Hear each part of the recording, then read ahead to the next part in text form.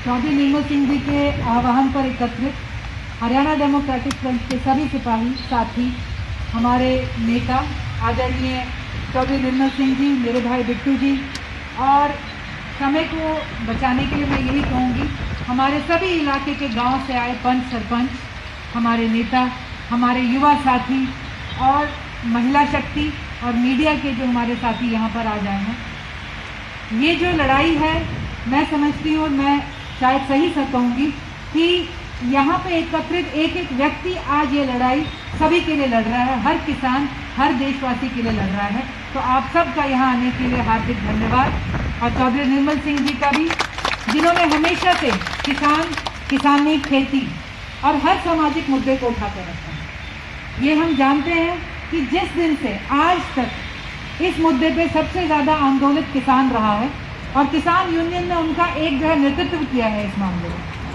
जब से किसान यूनियन सड़कों पे आई, तब से चौधरी निर्मल सिंह जी ने कहा कि मैं और मेरा हर साथी किसान और किसान यूनियन के साथ है। हमने उनके हर कार्यक्रम में अपनी उपस्थिति दर्ज कराई है, हमने उनके हर प्रोग्राम में अपने साथियों को प्रोत्साहित करा है और कहा है कि आपने साथ रहना है। चौधरी निर्मल सिंह जी उनकी रैली रही हो या उनके कोई भी सड़क बंद के कार्यक्रम में रहे हो। कल हम एक गाँव में गए, वहाँ पे हमारे बुजुर्ग हैं नरमैल सिंह जी, उन्होंने बड़ी खूबसूरत बात की।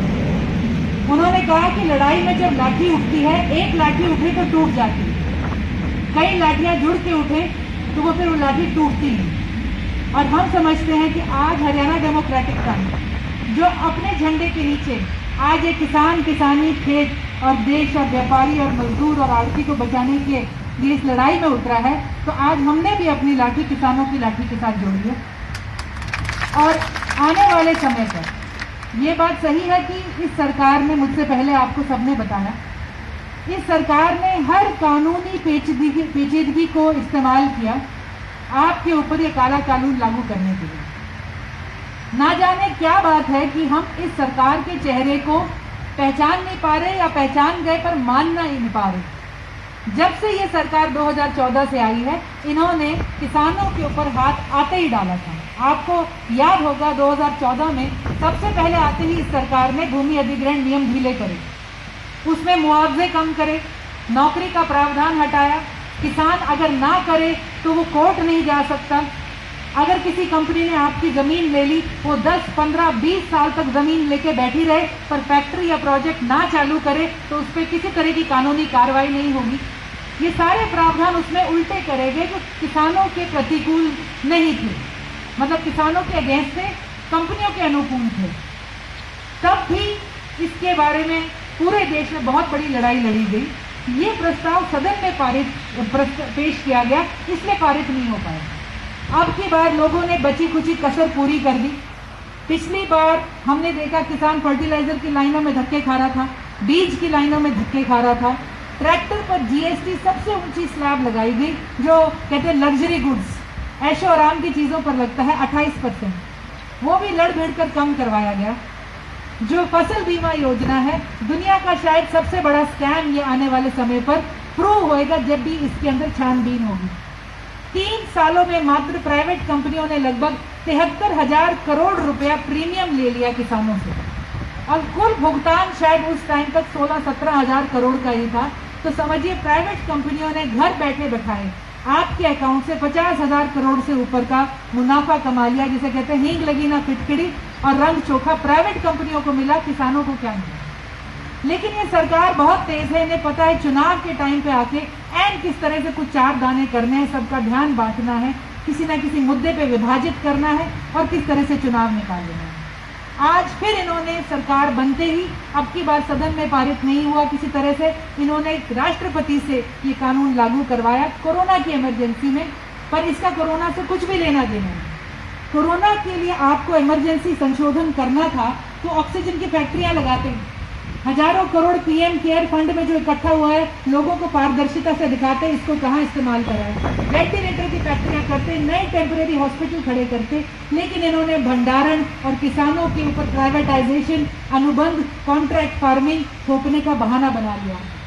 राज्यसभा में जब पारित करा तो करोड़ों लोगों की जिंदगी जिस फैसले से जुड़ी है उसे एक बच्चों की तरह क्लासरूम में जैसे कहते हैं कितने हाँ बोलेंगे कितने ना बोलेंगे ध्वनि मत में पारित कर दिया।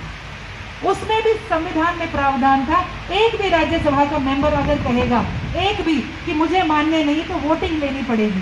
स्पीकर ने सब चिल्लाते रहे, वोटिंग नहीं ली, राज्यसभा टीवी का प्रसारण बंद कर दिया, आवाज बंद कर दी और ये इन्होंने प्रकरण करके आज ये काला कानून डाल दिया। साफ है कि जो सरकार किसानों को स्वामीनाथन आयोग का वादा देकर आई थी, जो सरकार युवाओं को 2 करोड़ नौकरी हर साल का वादा देकर आई थी, उसने दोनों के साथ बहुत बड़ा धोखा किया। 2 करोड़ नौकरी पिछले टर्म में कहीं नहीं आई। इन्होंने वो ऑफिस ही बंद कर दिए जो सर्वे करके बताते थे कितनी नौकरियां लगेंगी और कितनी नहीं लगेंगी। अभी कोरोना के टाइम पे इन्होंने एक और संशोधन करा है। किसी भी फैक्ट्री में पहले 100 आदमी काम करते थे तो मालिक उन्हें काम से निकाल सकता था बिना सरकारी किसी हस्तक्षेप के। अब कोरोना में अगर इसमें कोई बदलाव करा जा रहा है, जैसे मेरे भाई कह रहे थे जहां 100 आदमी काम करता था आज वहां 40 कर रहे हैं। अगर इस लॉ में कोई बदलाव कर रहे हो तो सूझबूझ क्या कहती है, वो क्या होना चाहिए? वो होना चाहिए कि भी अब जिसके पास 50 आदमी भी है वो नौकरी से नहीं निकाल सकता, 25 आदमी है वो भी नहीं निकाल सकता। लेकिन इस सरकार की मौका परस्ती और हठधर्मी देखिए, इन्होंने इसमें संशोधन क्या किया कि अब जिसके पास 300 आदमी काम करता है वो एक कलम से 300 आदमी को नौकरी से निकाल सकता है। लेबर लॉज ढीले कर दिए हैं, आप यूनियन बना के स्ट्राइक नहीं कर सकते, हकों की मांग नहीं कर सकते, कल अपने पैसे की लड़ाई नहीं कर सकते। आज युवाओं को पता होना चाहिए आज उनके साथ ये कुठारघात भी हुआ। तो ये हम क्यों नहीं पहचान रहे? ये सरकार कुछ भी कर ये जो करोड़ों की जनता है इसको बंधुआ मजदूरी की तरफ ले जाएगी और 4-5 बड़े बड़े कॉरपोरेशन होंगे जिनके हम कहते हैं ना, जिनके खानों में हम बैठ के, जिनके बाड़ों में बैठ के हम काम करते रहेंगे। एक टाइम था आज़ादी से पहले जब ईस्ट इंडिया कंपनी थी जिसने हमें गुलामी करवाई। मोदी जी के राज में ये वेस्ट इंडिया की कंपनियां, गुजरात की कंपनियां हैं जिनके नीचे अब हमें गुलामी करवाने पे ये मजबूर कर देंगे यहाँ पे। तो यहाँ पे ये लड़ाई अनिवार्य है। आज हर वर्ग का, हर किसी का राजनीति से ऊपर होकर इस मुद्दे पे किसानों का साथ देना अनिवार्य है, युवाओं का, महिलाओं का साथ अनिवार्य है। मुझे बहुत खुशी है कि हमारे शहर से व्यापार से जुड़े हुए साथी भी यहाँ पे हैं। इस बात पे चर्चा जरूरी है और हमारे कार्यक्रमों में और पार्टियों के लोग भी आकर मिले। उन्होंने एक ही बात कही कि ये राजनीति से ऊपर की बात है, हमने आज इकट्ठे होकर किसान किसानी की बात करनी है और यही चौधरी निर्मल सिंह जी का नारा रहा कि किसान बचेगा तो ही हमारा यहाँ पे देश बचेगा। तो आज इस लड़ाई में चौधरी निर्मल सिंह जी के साथ जुड़ने के लिए आपका धन्यवाद। इस सरकार ने ये अभी क्यों किया? क्योंकि इन्हें पता है अभी 4 साल पड़े हैं चुनाव। हरियाणा में इसमें क्या राजनीति होगी? 4 साल में तो लोग भूल भी जाते हैं कि हमारे पे क्या कष्ट गिरे थे, किसी ने क्या मेहनत करी। आज वो टाइम हरियाणा में नहीं है कि इसमें वोट मांगा जाए, लेकिन राजनीति आप इसमें पंजाब में देखेंगे। हरसिमरत कौर जी ने सदन में पारित कर दिया, जब लोगों का शोर देखा तो बाहर आकर इस्तीफा दे दिया क्योंकि उन्हें मालूम है 1.5 अब उनका चुनाव सर पे है।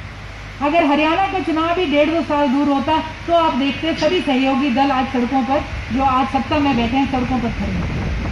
हमें इस मुद्दे को जिंदा रखना है। जैसा कि कहा गया ये लड़ाई बहुत लंबी है, हमें इस मुद्दे पे सरकार को जगाए रखना है, उन्हें बताना है हमें नामंजूर है। उनका प्रचार है कि सिर्फ हरियाणा पंजाब का किसान रो रहा है, क्योंकि बिहार का 5-5 एकड़ का मालिक, 10 एकड़ का मालिक यहाँ 2 एकड़ के किसान पे दिहाड़ी करके अपना घर चला रहे हैं।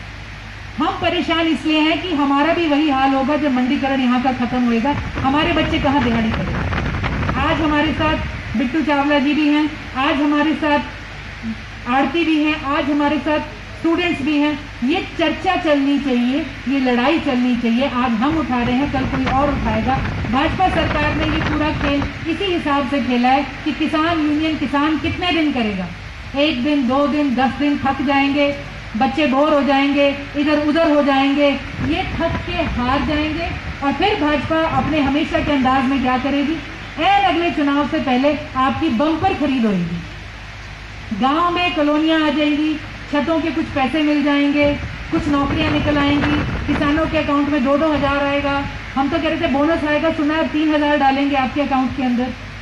और ये सारी बातें करते करते एक सर्वे कर देंगे कोई नई स्कीम का, लोगों को लगेगा अब गाड़ी चल पड़ी, अब हमें हिलाने की जरूरत नहीं। तो कुछ नहीं, तो मौके पे एक बार फिर आपकी आंखों में मिट्टी डाली जा रही है। हमेशा की तरह इस सरकार का असली चेहरा हमें भूलना नहीं, हमें सबके आगे उजागर करना है और इस चेहरे के आगे हमने ज़मीन की, किसान की, जनता की आवाज़ बन के हमेशा चट्टान की तरह खड़े रहना है। तो आज चौधरी निर्मल सिंह जी की अगुवाई में हम सब इकट्ठे हुए हैं। हरियाणा डेमोक्रेटिक फ्रंट की हमारे सभी साथियों की आवाज़, हमें सब साथियों का जो साथ है ये किसानों के साथ है, उन्हीं के हक में है और हम आशा करते हैं हमारे आदरणीय राष्ट्रपति सरकार इस बात को सुनेगी। हमने आज जो ज्ञापन दिया है, हमने मांग करी है या तो इस बिल में किसानों के अनुकूल संशोधन हो या ये बिल वापस लिए जाएं, वरना हमारा संघर्ष, लोगों का संघर्ष हमेशा जारी रहेगा। यहाँ आने के लिए आप सभी का, बड़े बुजुर्गों का, साथियों का, महिलाओं को, मीडिया साथियों का बहुत बहुत धन्यवाद। अब हमारे सीनियर नेता दिलीप बिट्टू चावड़ा जी बोलेंगे।